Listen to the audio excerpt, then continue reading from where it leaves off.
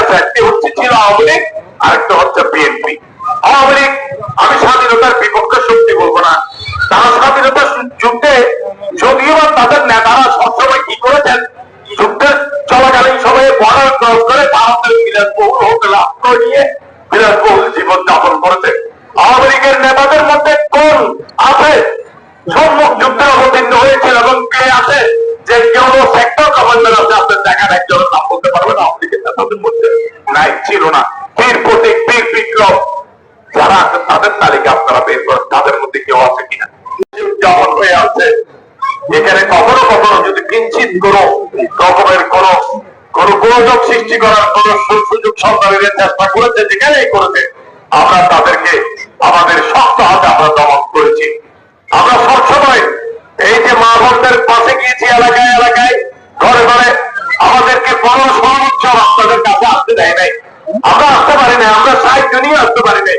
Even আমি নিজে আমাদের বিএনপির মহাসচিবটা মির্জা ফখরুল ইসলাম আলমগীর, আমাদের বিএনপির স্থায়ী কমিটির সদস্য আমির হোসেন মাহমুদ চৌধুরী, মাহবুবুর রহমান শামীম সাংগঠনিক সম্পাদক, আমরা রাঙামাটিতে ভূমি দশে পাহাড় দশে যখন মানুষ মারা গিয়েছিল তাদেরকে আর্থিক সহযোগিতা দেওয়ার জন্য যখন আমরা রাঙামাটি যাচ্ছিলাম, আমাদেরকে বিশেখালী বাজারে আমাদের উপর যে চরম নির্যাতিত পরিচিত হামলা করেছে, আমরা তাদের যেতে না পারি, সাহায্য যেতে না পারি। মানুষ মরে যাচ্ছে অথচ আমরা সাহায্য দেওয়ার জন্য গিয়েছিলাম, আমাদেরকে যেতে দেওয়া হয় নাই। ওই হাসান মাহমুদরা, হাসান মাহমুদের গুন্ডা বাহিনী, হাসান মাহমুদের নেতৃত্বে সেদিন আমরা যেতে পারিনি। পরবর্তী পর্যায়ে আমি এবং মাহবুবুর রহমান সাহেব অনেকটা লুকিয়ে লুকিয়ে ওদের রাস্তা দিয়ে তার 2 দিন পর রাঙামাটিতে গিয়ে ওদেরকে সাহায্য সহযোগিতা করে এসেছি। এটা হচ্ছে বাস্তবতা, আমাদেরকে আসতে দেয় নাই। এখানে স্বাধীনতার পক্ষের 2টি শক্তি আছে, একটি হচ্ছে ছিল আওয়ামী লীগ, আরেকটা হচ্ছে বিএনপি। আওয়ামী লীগ আমি স্বাধীনতার বিপক্ষে শক্তি বলবো না, তারা স্বাধীনতার যুদ্ধে যদিও তাদের নেতারা সবসময় কি করেছেন, যুদ্ধের চলাকালীন সময়ে বর্ডার ক্রস করে ভারতের বিলাসবহুল হোটেল আশ্রয় নিয়ে বিলাসবহুল জীবন যাপন করেছে। আওয়ামী লীগের নেতাদের মধ্যে কোন আছে সম্মুখ যুদ্ধে অবতীর্ণ হয়েছিল এবং কে আছে যে কেউ সেক্টর কমান্ডার আছে আপনার দেখার একজনের নাম বলতে পারবেন আওয়ামী লীগের নেতাদের মধ্যে? নাই, ছিল না। বীর প্রতীক, বীর বিক্রম যারা আছে তাদের তালিকা আপনারা বের করেন, তাদের মধ্যে কেউ আছে কিনা? তারা কি করেছে?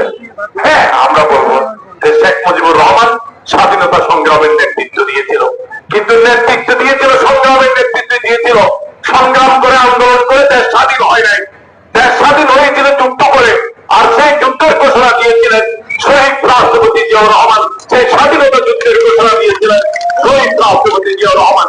শুধু যুদ্ধ ঘোষণা দিয়ে বসে থাকে নাই, সম্মুখ যুদ্ধ অবতীর্ণ হয়েছেন 1 এবং 11 নম্বর সেক্টরের যুদ্ধের নেতৃত্ব দিয়ে তিনি দেশকে স্বাধীন করেছেন। সুতরাং আমরা 1 নম্বর মুক্তিযুদ্ধের পক্ষের শক্তি, এটা সবসময় আপনারা মনে রাখবেন।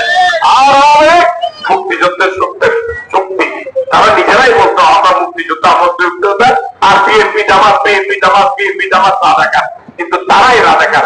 কারণ মুক্তিযুদ্ধের এই সপক্ষের শক্তিকে, মুক্তিযুদ্ধের এই ঐতিহ্যকে, মুক্তিযুদ্ধের এই সরকারকে তারা মাটির সাথে মিশিয়ে দিয়েছে তাদের 16 বছরের ক্ষমতায়।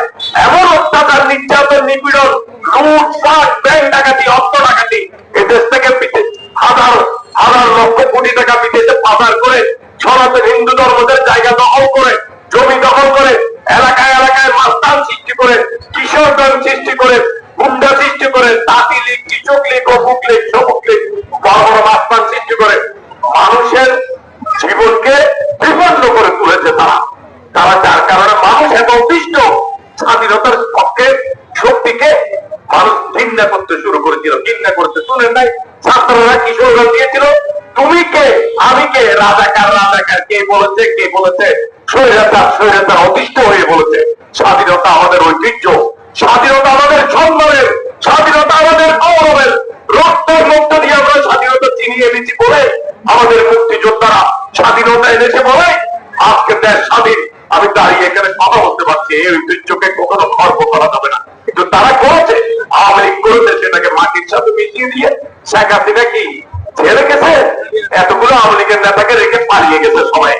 কারো কথা চিন্তা করছে, সবাইকে ব্যবহার করেছে, ষড়যন্ত্রকে ব্যবহার করেছে নির্বাচনের প্রধান হাতিয়ার হিসাবে, কিন্তু সবাইকে রেখে সম্পত্তি গেছে, এখন খুব আরাম হয়েছে। আরো বলেছে খালেদা জিয়া মরে না কেন, কিন্তু খালেদা জিয়া আল্লাহর রহমতে অসুস্থ, উনি অসুস্থ করে দিয়েছেন, এখনো বাঁচিয়ে আছে, কিন্তু শেখ হাসিনা জিন্দা লাশ হয়ে গেছে, এখানে মারাত্মক ঠিক কিনা?